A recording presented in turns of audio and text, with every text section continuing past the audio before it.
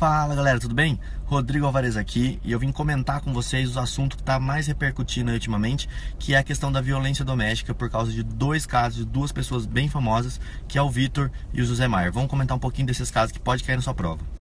Vamos começar então no primeiro caso, que é do José Maier. Dele eu não sei muito o que aconteceu, porque não teve nenhuma representação criminal contra ele, pelo que eu sei até então. Então fica meio difícil. Porém, as provas podem cobrar alguma coisa nesse sentido. Falando sobre isso, pode voltar esse tema muito forte. O caso mais interessante mesmo é o do Vitor, da dupla Vitor e Léo, porque muitos comentou sobre o crime de vias de fato, na verdade a contravenção penal de vias de fato. Então gera uma dúvida aqui, qual seria a diferença entre um crime e a contravenção, como é que funciona a vias de fato dentro da violência doméstica.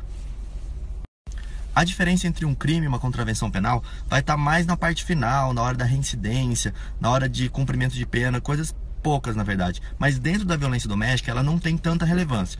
E eu vou explicar para vocês o porquê que ela não muda tanto quando é na violência.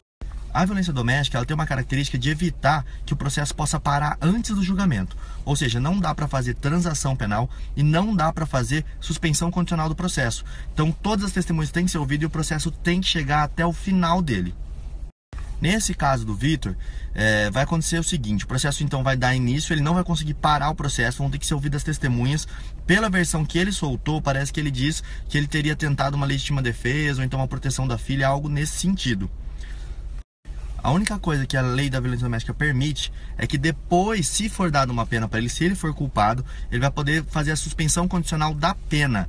Que aí ele já vai receber uma pena, mas ele não vai cumprir essa pena. Ele fica 2 anos cumprindo outras medidas que não a pena. Qual seria então a diferença entre uma vias de fato e uma lesão corporal?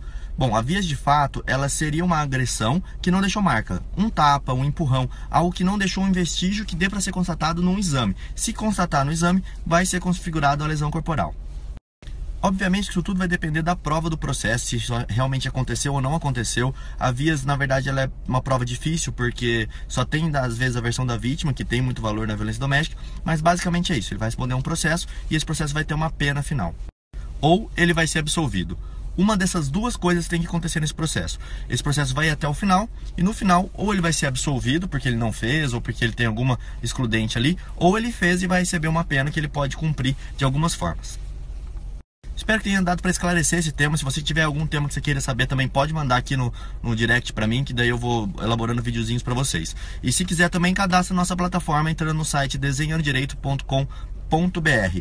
Bom galera, te vejo na próxima.